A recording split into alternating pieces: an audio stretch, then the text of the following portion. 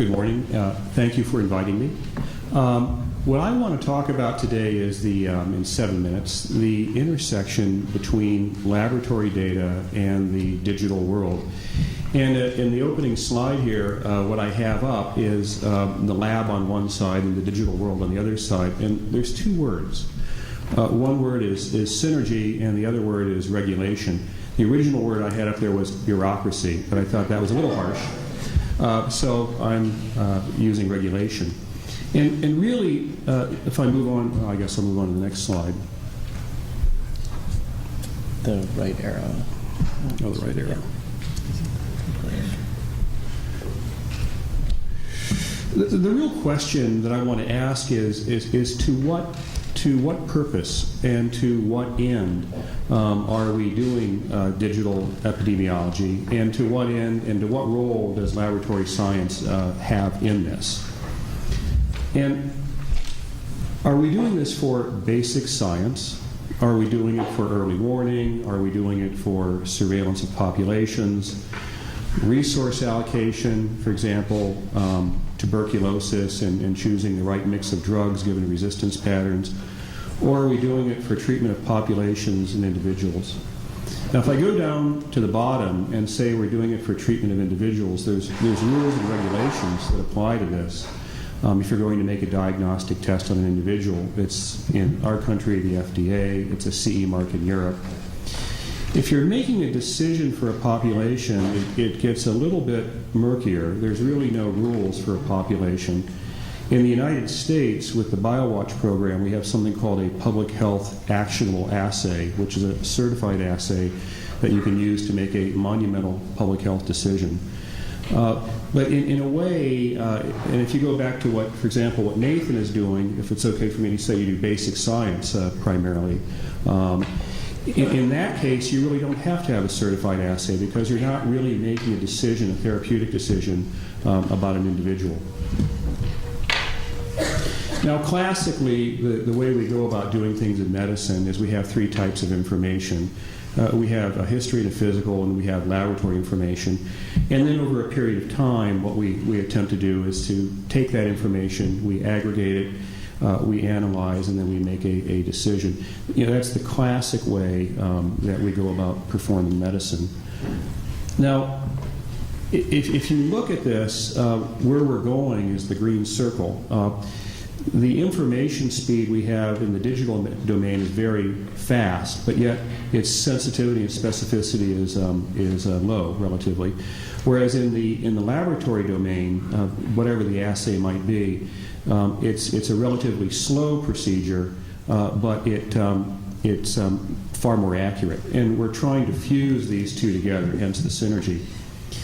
Now, if you look at models of laboratories, on the one side we have the centralized laboratory, which is the traditional model. Samples get to that laboratory by Pony Express.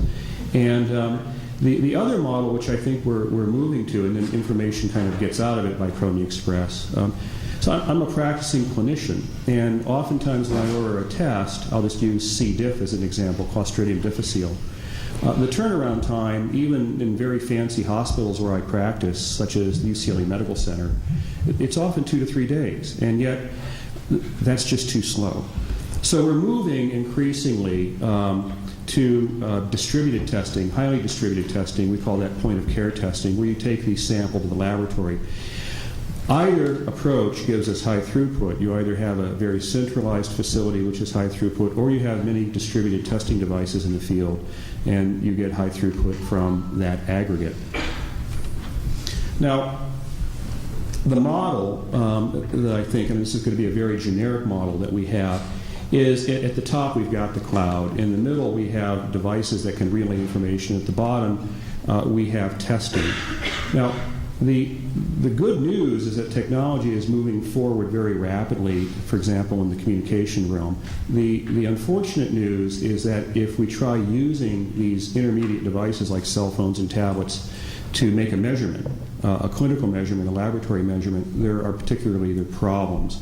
Because if you change that instrument, you put a new operating system on it, new software on it, the FDA would say to you right now that you have to recertify that procedure, that laboratory test.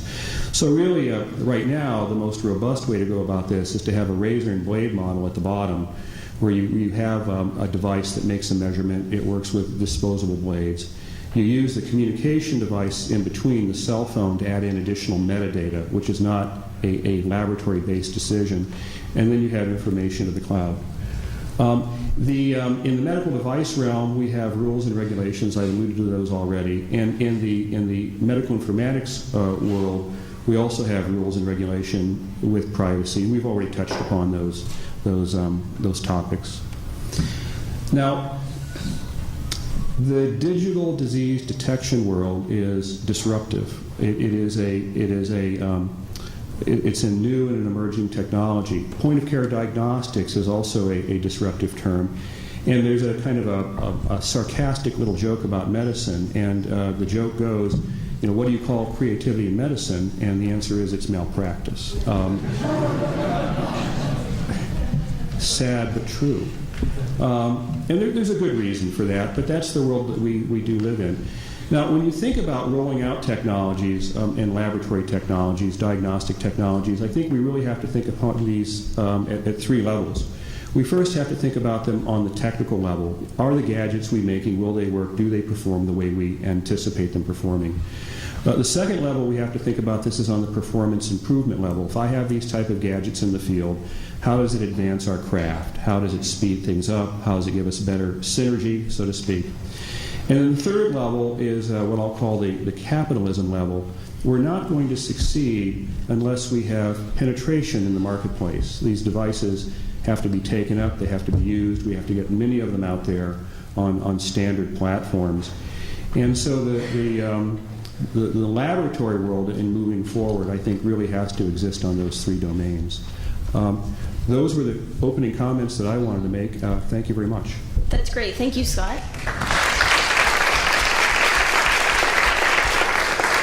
Pardon me for not spending any time introducing our panelists, but if you could all just give a few words maybe before your talk, and Scott, maybe you could just now enlighten everyone where you're coming from. So I'm at the Alfred Mann Foundation. Prior to that, I was a professor at the University of California, and prior to that, I was a scientist at the national laboratories. My background and training is I'm an internal medicine infectious disease doctor. I still see patients, and I'm also trained in applied physics. Great.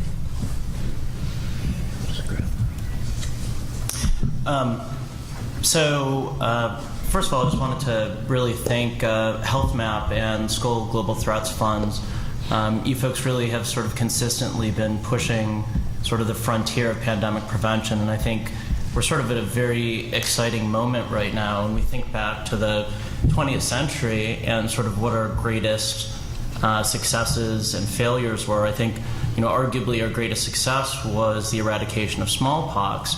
But I think at the same time we really had a pretty profound failure, and that failure was missing HIV. I would argue that that was really our most profound failure. I show this slide. This is Brazzaville in 1929. If you look at the molecular clock of global HIV, it suggests that by the time this picture was taken in 1929, there were already HIV cases in regions like this.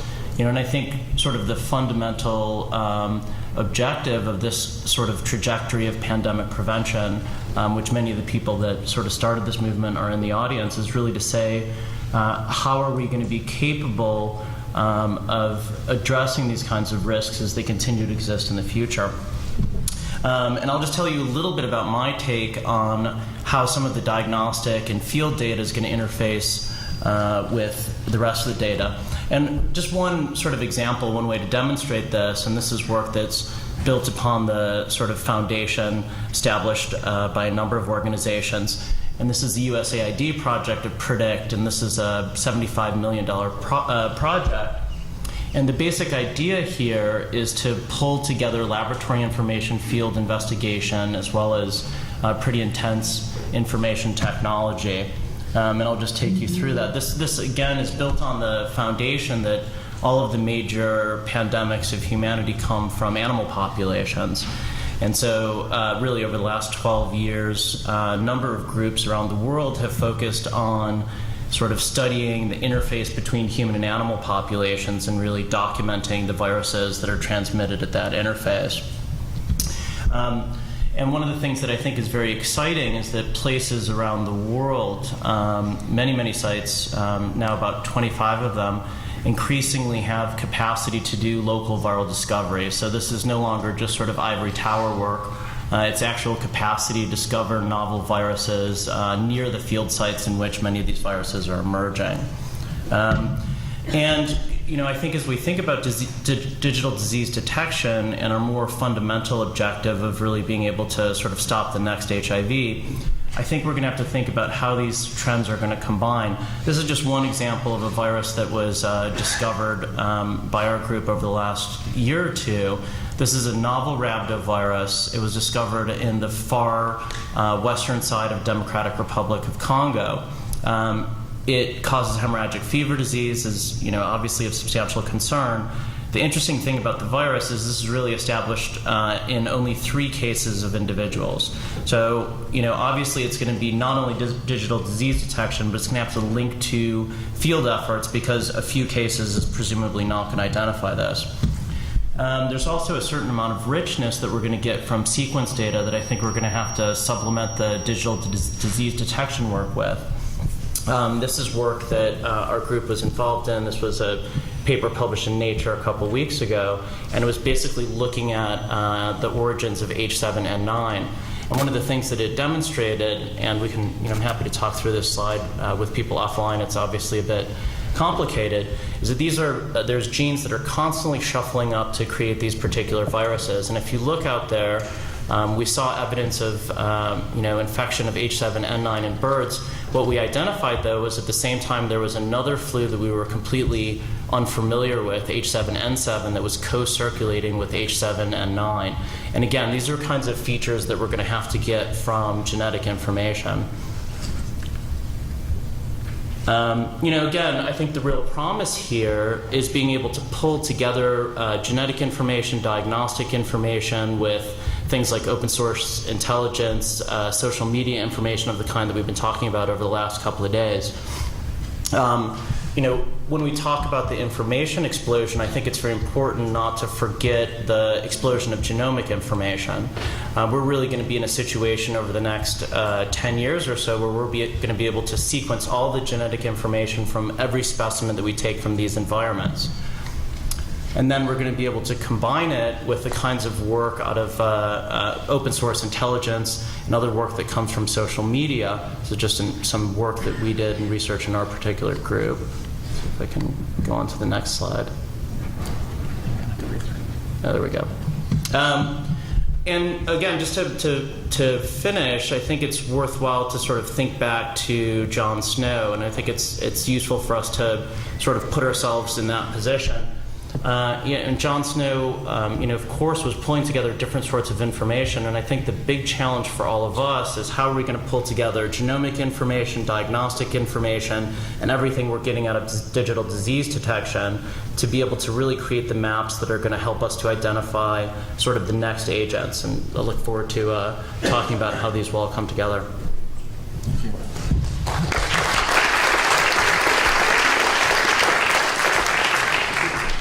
Thank you.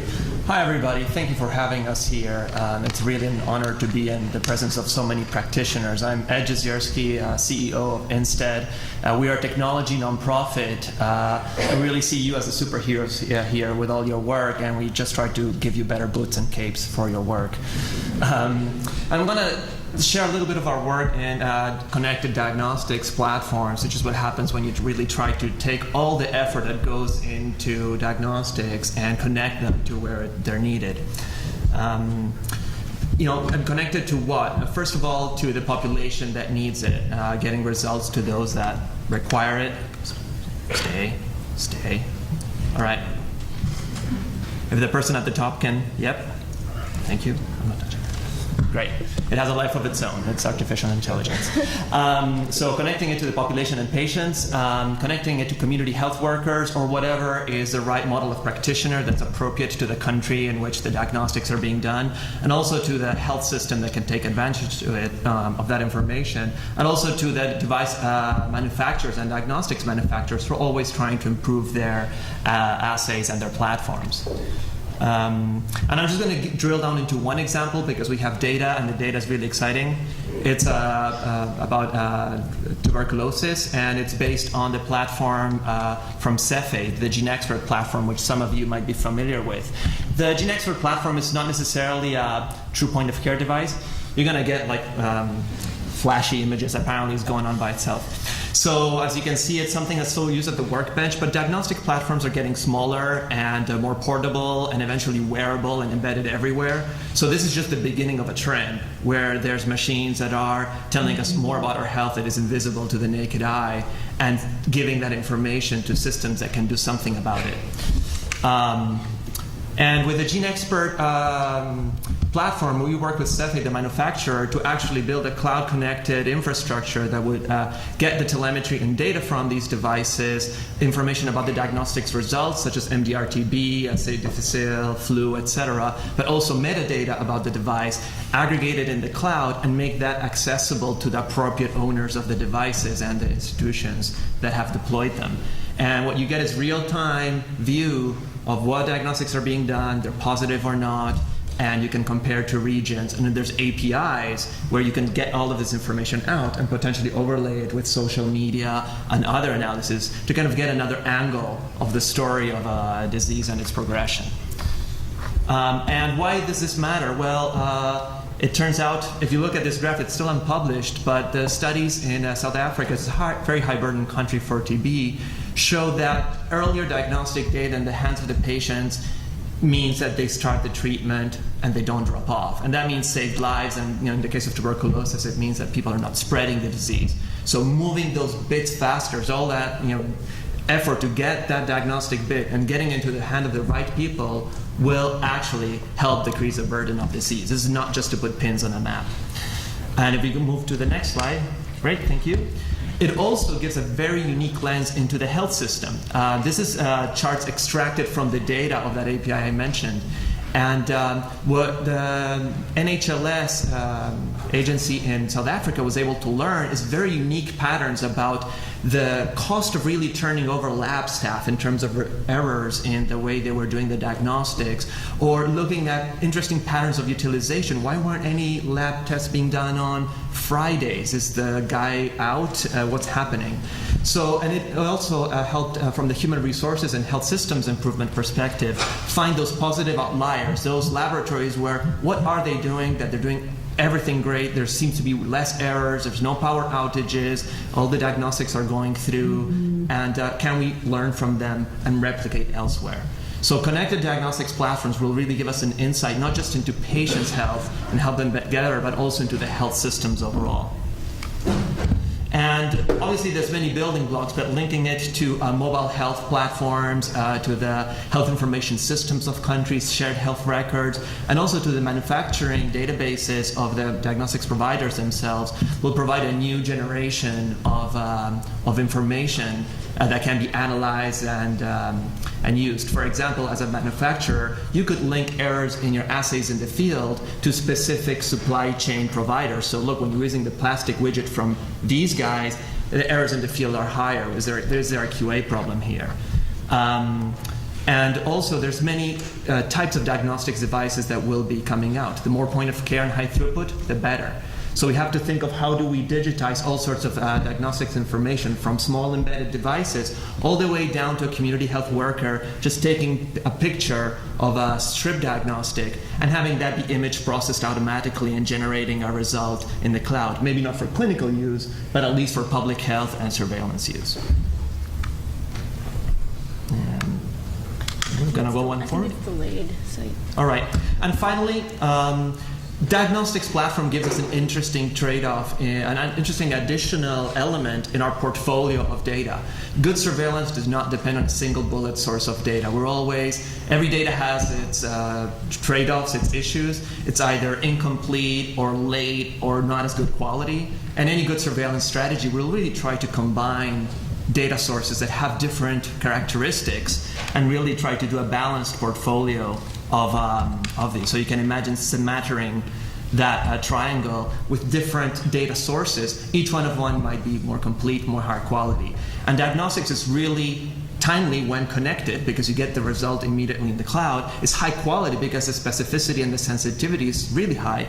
And it's complete to the extent that the population that gets to do the diagnostic is the right one, of course. There's always a bias there. Sometimes, especially in low-income countries, the population that gets to do the diagnostic is the one that can afford to take the bus, or the one that got the voucher, or the one that eventually got a visit from a health worker. So there's population bias there. But again, there's a very interesting addition to that portfolio, one that we have not had before. And the goal of this is like, why do we want the blood, sweat, and tears? Again, is action. Is action in response to surveillance, healthcare. Sometimes there's a disconnect between the surveillance efforts and what does it mean in the field to collect all this data. And we're really coming to a point in time where the data sources that can be used for clinical efforts are also going to be the ones that are feeding into our surveillance efforts, and that will lead to a much better outcome. And I think I'm done, and as more of these diagnostics become more point of care, the amount of data that will come from these is more and more. And the slides have a life of their own at this stage, so I'm going to carefully hand this out. Thank you.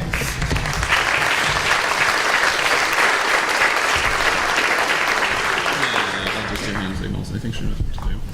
I'm Aaron Rowe. I'm the research director at Xanadu, which is a for-profit, privately backed company in Mountain View, California. We're at NASA Ames Research Center.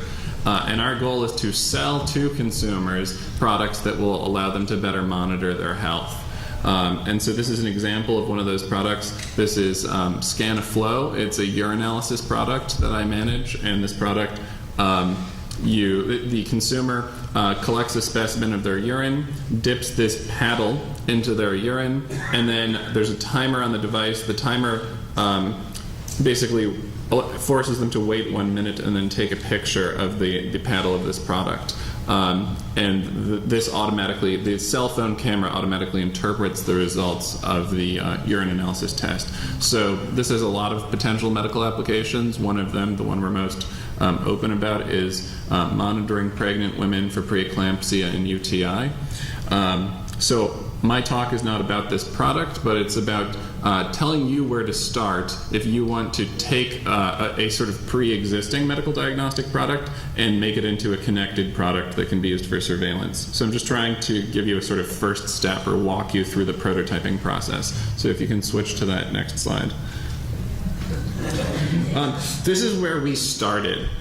So we had this idea. We were starting out by developing a rapid flu test that could be read with a cell phone, and we realized that project would take a very long time to develop. But at that point, we already had gotten quite good at making mobile phone apps that can read things. And so we decided to switch over to do a urinalysis product using the same general concepts. And so the idea was to make a mobile phone app that takes the patient's history and also has labs or has the results of a urine test, and then feeds all that information into a decision tree before giving them a customized message about their health or actions that they should take. Like, we've found a bunch of protein in your urine, you indicated you're pregnant, you need to talk to your OB-GYN, that sort of message. So enough about the product, all about the process. I was able to come up with this concept using a few modern prototyping techniques. So the paddle that you see, the black thing with the 3 lines in that was produced by a 3D printer. And then the label that says Scanadu and has a QR code and a color bar, that's just an Avery label. What you see on the other side of the screen, the long colorful strip, is a standard urinalysis dipstick. These are sold to developing countries for as little as 3 cents each, meaning that you can do a urinalysis on someone for about 3 cents if you want to do a large screening program. Next to it is a lateral flow immunoassay. The one you're looking at there is a pregnancy test, but there are also, let's say, strep, rapid tests for strep, for influenza, RSV, adenovirus. There's an experimental one that's not yet fully validated for metapneumovirus. And if you talk to the right people, you can have them make any lateral flow immunoassay you want. And that brings me to my next point. Where do you find people that can supply you at a very small scale and a very large scale with medical diagnostic device made to your needs or made to order? And so I think that the best first starting point is to walk the floor at medical diagnostics trade shows. My two favorites, or medical device trade shows, my favorites are the AACC meeting, the American Association for Clinical Chemistry, is always in the US around June, July, and it has a very, very good expo floor. It's about $25 to get in, and you can walk the entire floor and look for people who make a product that's like what you want to make. And then there's Medica, which is always in Dusseldorf, Germany, around, sorry for the horrible pronunciation to any Germans in the audience, but that's around late fall every year.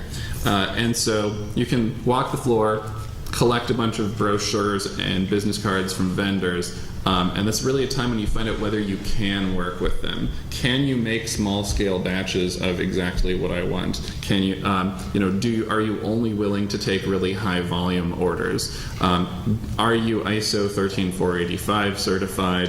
What kind of specifications do I need to give you before you can begin work on this? Can you give me samples?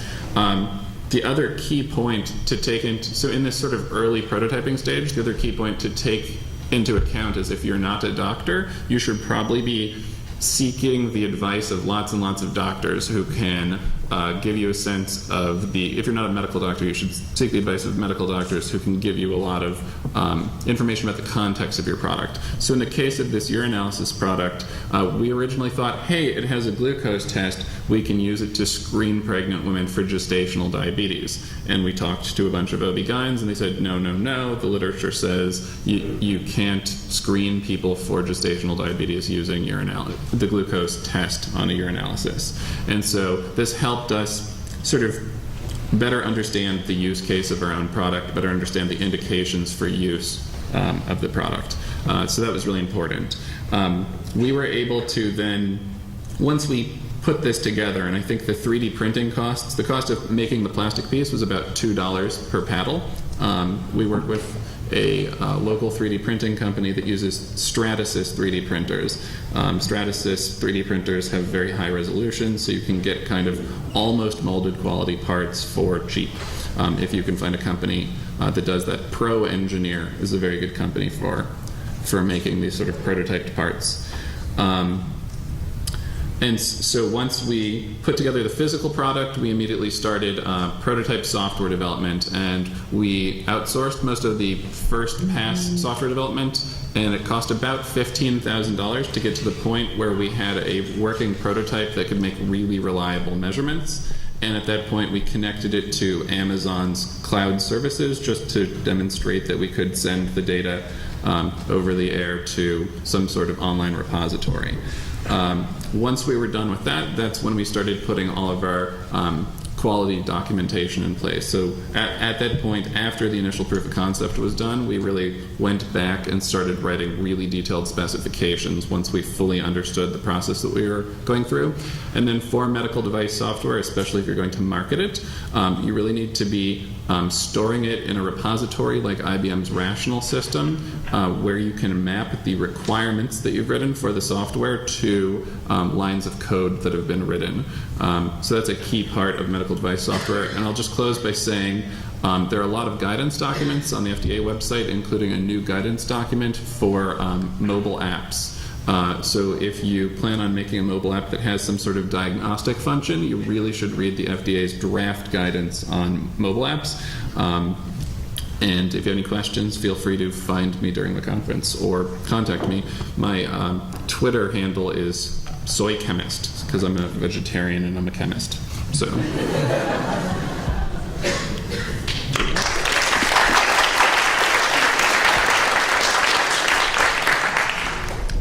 Thank you so much. And if anyone has any questions, I invite you to come up to the microphone. I will start off the discussion just asking a question that we had a lot of talk about yesterday regarding privacy. And so, whether this is genomic data or other types of information, would anyone like to speak to what are the specific challenges here, maybe how you've thought about them, or what needs work? Maybe.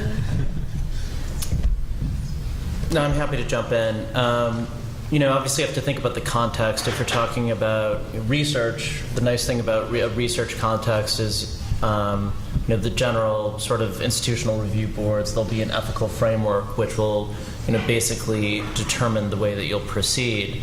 The one thing I would say is that I think we should be cautious, certainly at this moment where there's heightened concerns about privacy. I think at the same time, it's very important for those of us who are in an area where sort of these massive amounts of data have so much potential to do good that we have to have an active dialogue with the public and with political leadership in the country so that we don't have sort of a knee-jerk response to lock up data that might otherwise be of fundamental use for pandemic prevention or for other basic chronic health issues. I'm just going to add in one additional thought here, and what we're doing is very dangerous. And it's dangerous because it's changing the model by which we do healthcare. Larry and I, we sat on a panel together that had to do with surveillance data, and one of the key federal panel, and one of the key questions that we faced was national data. And right now, if I'll just use the United States as an example, the CDC does not have rights to a state's data. They have agreements in place to cooperate. But there really is, from a public health perspective, the data is generated on a state-by-state basis, so we don't really have so-called federal data. We're talking about putting systems in place that short-circuit all of that. And that's going to have a certain amount of chafe to it, and it's also potentially going to run into federal rules and regulations. And so in implementing these sorts of things, there's always technical issues. Do you encrypt this way? Do you encrypt that way? Do you separate the identifiers from the data itself and all these sorts of things? But in a way, that's addressable. But the more fundamental issue is the way that we've established, at least this country, the things that we're talking about are truly revolutionary. And they really run counter to the way our entire public health information system was established and set up, and the pathways for which information is disseminated. And I think we all have to think about that very carefully, because the one last point is if you kind of tickle the dragon will then kind of breathe fire on you. And we just have to be very careful in how we approach this. There are no other comments on that. It seems like there were some questions. Yes, another question. Is this on? Good question. That's a good question. Okay. Just maybe. It's on. It's on. All right. Great, thanks. My name is Aaron Kaipal. I want to ask a question about the point of need diagnostic devices, and this comes from my experience working at the state and local level doing infectious disease surveillance and response. And I really want to emphasize the response side of this because the information is collected for a response action. With point of care, I think the concern is, and perhaps some of this has been dealt with, and I've not used these devices before, but Today in practice, if we receive information about one of the notifiable diseases, for instance, and we see maybe a cluster of them, or we see some exceedance in a baseline, often part of the response is to look at the actual diagnostic results and then request additional results. For instance, if you take PFGE results from basic salmonella tests, we would contact the laboratory and ask to have that specimen, or whatever remaining specimen is there, forwarded for additional analysis at reference laboratories to determine whether there are clusters using those additional techniques. In a world where we're all using point of care and we sort of see these binary, positive, negative kinds of results, and there are no extra specimens left, is there a risk that we might actually detect fewer outbreaks or clusters of related, connected patients using those kinds of tools? I think that's maybe the concern in the practice community. We may get it more timely, we'll see the results really fast, but will it have the level of specificity to support current practice? Thanks. Yeah, I'll go. So, without again being an expert in the response area, but haven't seen many processes of response, and sometimes the tough decision is not as much, do we have more samples at a central lab left, but is it worth to send out people to go get more samples, and from where? And it can help to get a focusing effort going better to have that diagnostic data earlier on. Well, I can just Can I just add in something right here? I think you're absolutely correct. And there's a couple of ways to think about this. So, at least right now, a point-of-care diagnostic is not, it might have good sensitivity and specificity and compared to an existing gold standard, let's say like PCR. It's not going to have the resolution of the lab tests that you're talking about. It's not going to sequence. And so what you have is a test that gives you a certain value. I'll just throw out an additional kind of creative thought. Let's say the point-of-care device that you had did two things. It first collected and tested the sample, and then the way you put the sample on it, it had a little reservoir, or whatever you want to call it, that also stored and preserved the sample. So one creative thought along your line, I think, again, what you're saying is totally valid. Creating devices such that if you do get a positive, it further provides for the sample stream, because that device can now be then sent back as a pre-screen to the lab for further definitive testing. That's another one. Yeah. Just a brief thing to add is I think if you're talking about the relationship between either point-of-care diagnostics or surveillance and response, one of the things that is just important to remember is the need for baseline data. And I think one of the challenges we face is that as our technology improves, we need to go out and utilize the new approaches, whether it's genomic approaches or new diagnostics, to establish the baseline. Because without that, you're not going to be able to interpret results into a responsive action.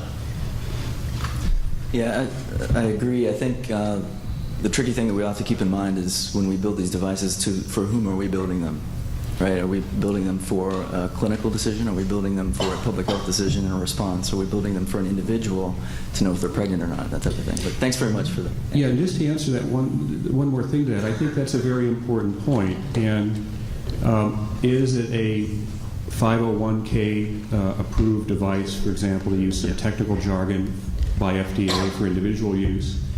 Is it a public health actionable assay? Do we make devices that help us make public health decisions?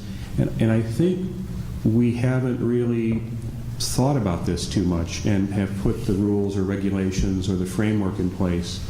And we're obviously going to have to move in those directions. Aaron?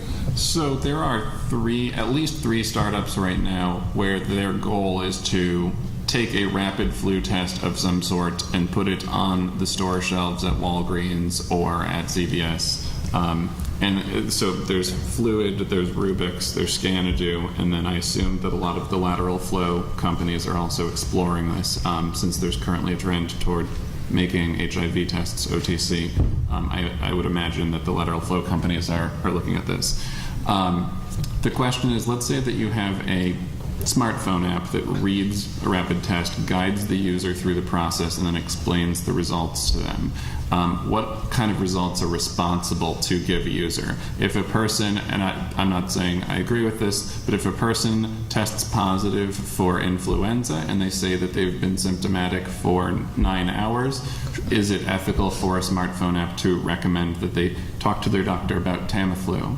On the other hand of the spectrum, is it responsible to, or should it be mandatory that a rapid flu test explains sort of a laundry list of things that a person should do if they're symptomatic, with any influenza-like illness? Should it educate them they should wash their hands more often? If it's a child, keep the kid home from school. Should it tell them to, instruct them in the elbow sneeze? What sort of messages should be delivered along with positive results on a test that's given to consumers?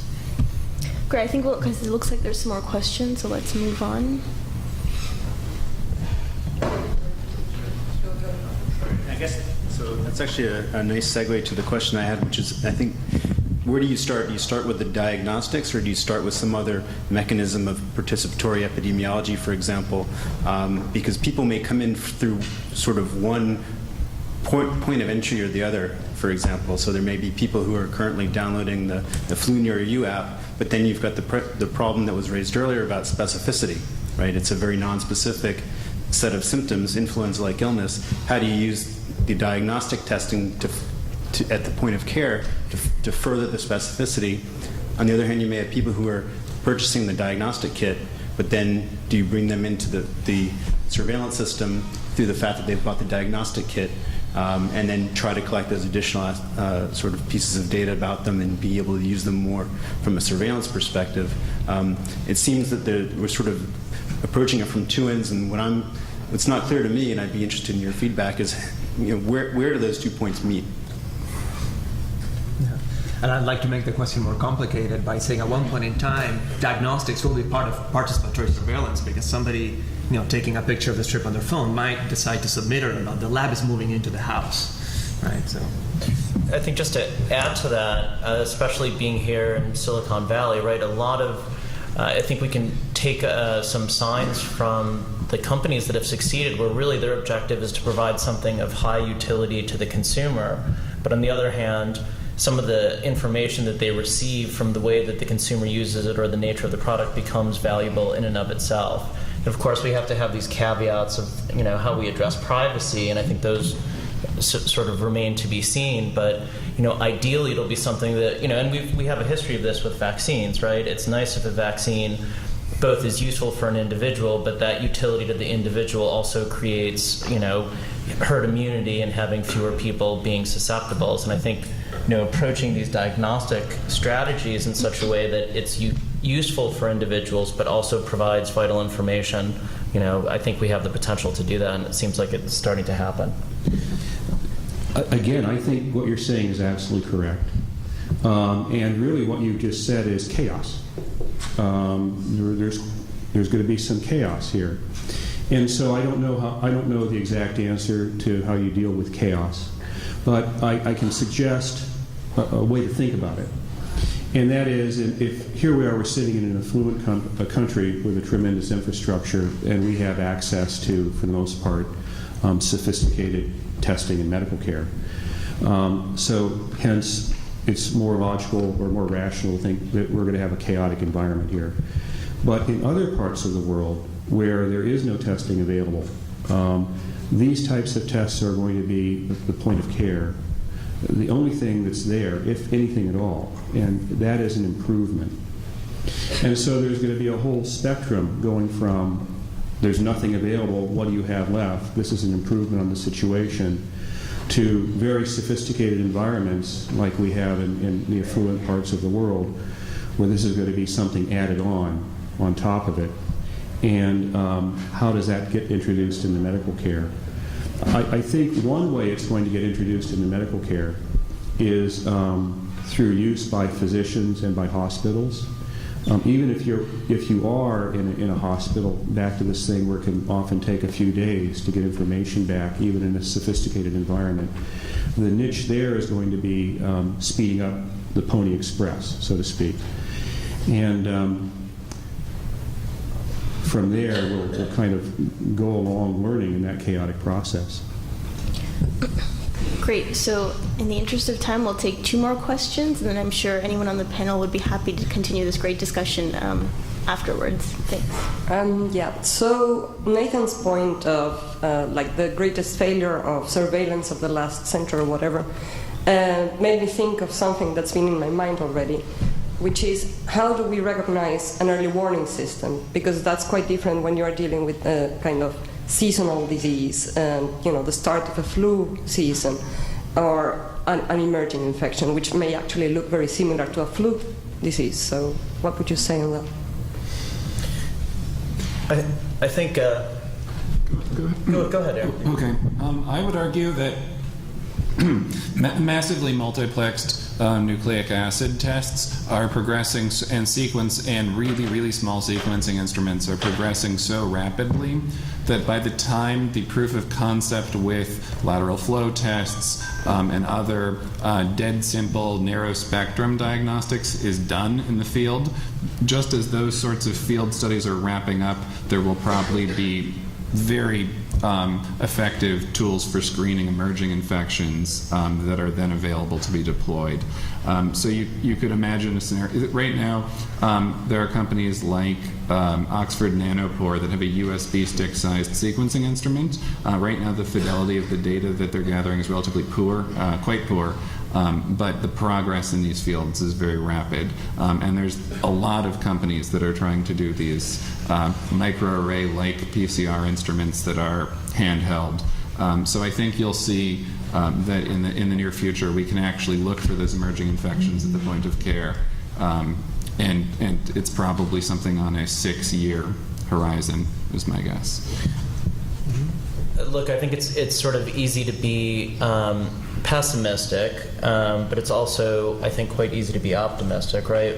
The connectivity of human and animal populations, the mobility and sort of mass gatherings of the planet have the potential, you know, we're about to have, you know, the Hajj, and we've got MERS going on in the Middle East. I mean, it's clear that you can be pessimistic. On the other hand, if you do think about how sequencing technology has changed, if you do think about sort of novel approaches, whether they be looking at the source of human-animal interface or focused on nodes like sort of airports or mass gatherings, you know, I think that really if we went back 10 or 15 years ago, the sort of movement that you know, sort of the work that Larry and Mark started at Google and School of Global Threats has really sort of blossomed. And now you have not only sort of academics, but you have nonprofits, you have startups, you have, you know, major sort of government investment. And I think you're even starting to have large industry that's sort of focused on these issues.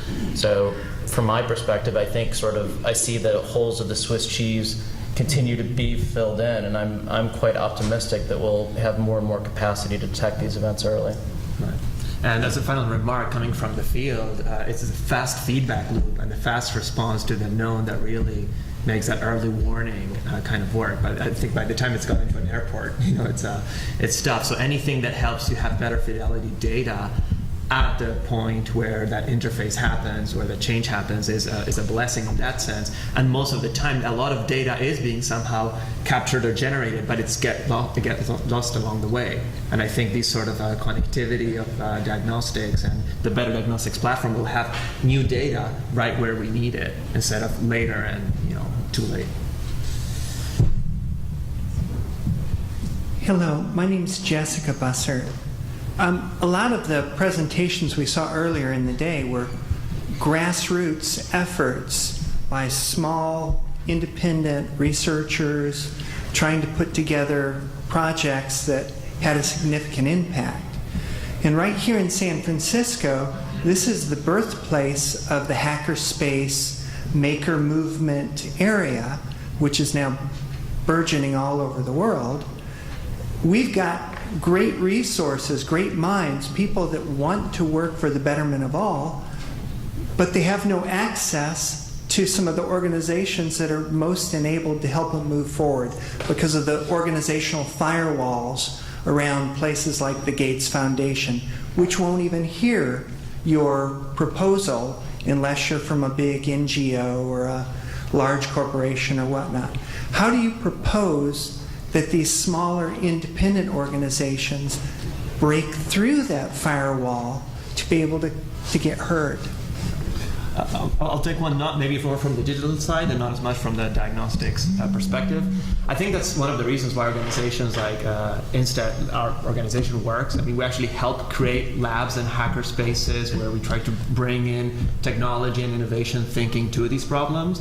And it's sometimes with sponsorship with the large foundations, Rockefeller, Gates, Skoll, and so on, that actually help facilitate that intersection. And there's a lot of potential, but sometimes it's not easy to manage because a lot of people trying to do good do not necessarily make good if not managed adequately. So being able to have a field access so that actually all that effort and energy and those hackathons produce something that gets applied, having the scientific mindset to be able to evaluate from an outcomes and ethics, etc. perspective, what do all these inventions and innovations really produce, and then actually having the field presence to take the ones that are promising and be able to support and scale them and roll them out so that actual impact is achieved is part of the equation. And I think it's at least from the digital perspective, it's a space we've been in and it's been really exciting. But you are right, otherwise it's really hard to get through the traditional system. So I can speak just to our organization, which I think is unique. Scanadu hired the co-founders of the BioCurious hackerspace as 2 of the first 10 employees. 4 of the first 10 employees had done widely publicized open hardware projects. So I think that hackerspaces tend to be amazing reservoirs of talent for coming up with new product concepts. I'd also mention that in academia, a lot of point-of-care diagnostic devices are published and then they gather dust. And there's plenty of room in the bargain bin. So there's an enormous number of low-cost diagnostic devices, some good, some awful, that are presented at conferences like the World Biosensor Congress. I don't see a lot of people from the public health community coming to walk the poster sessions and make a connection with graduating graduate students who would probably really like to see their device fielded for surveillance purposes. So there's a definite handoff problem there. But really small organizations can, I think, go after those Gates Grant Challenges grants. So for a while now, there have been these 2-pager applications you can do to the Gates Foundation to get a little nugget of money to prove out a neat concept.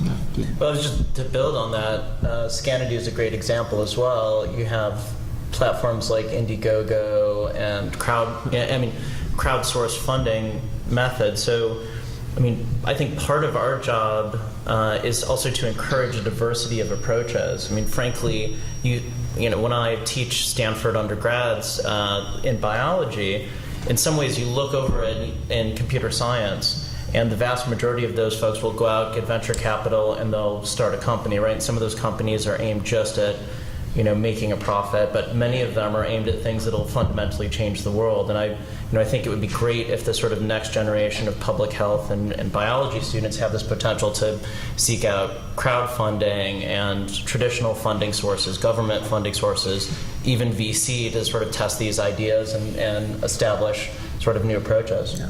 And I'm just going to end up by giving a concrete example. We're in preliminary conversations with a very large diagnostics consortium to actually build a connected diagnostics platform that can work across multiple diagnostic hardware providers in open source, which actually would give everybody in this room a chance to both inform which devices and what sort of information should flow up through it, as well as the APIs on top, so you can merge it more in better ways with your surveillance, clinical, and research projects. And thanks for the question, because if anybody would like to participate in the definition of that connected diagnostics platform, we'd like to have that discussion.